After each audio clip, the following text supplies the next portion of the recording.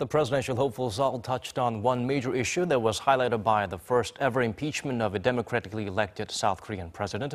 Shin Se-min shares with us where they stand on the need for a constitutional revision to help prevent power abuse and corruption. Constitutional revision has emerged as a major political topic since the Constitutional Court removed former President Park Geun-hye, triggering the upcoming snap presidential election. Although presidential hopefuls running for the top office do agree that the three-decade-old constitution should be rewritten, they remain far apart on when and how that should be done. Asserting that the revision should put the people first, the main opposition Democratic Party's candidate Moon Jae-in called for an amendment of the power structure, the country's election system, as well as power allocation to provincial governments. I will formulate a special committee and set up an affiliated organization that will help collect the voices of the people, and we will respect all parliamentary discussions that fully gather the people's thoughts.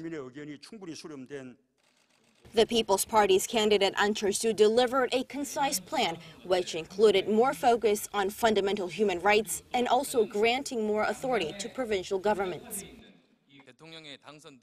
If I'm elected president, I will install and operate a task force at the presidential office solely dedicated to rewriting the constitution. I will then send a draft of a revised version to the parliament by September when the regular session begins.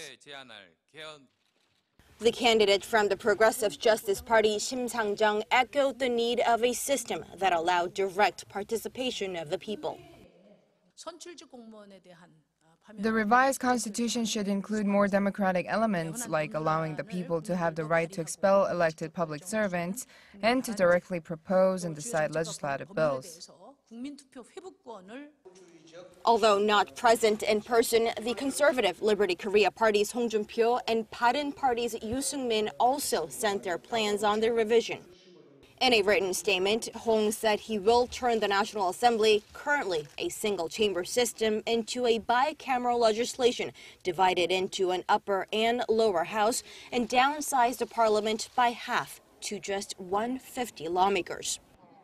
Yoo, on the other hand, simply said he will accept the will of the people and the members of any special constitutional revision committee and will do his best to finalize any amendment on the nation's highest law before his term ends.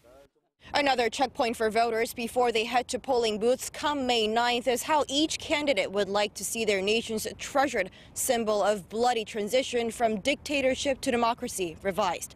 Shin Se-min, Arirang News.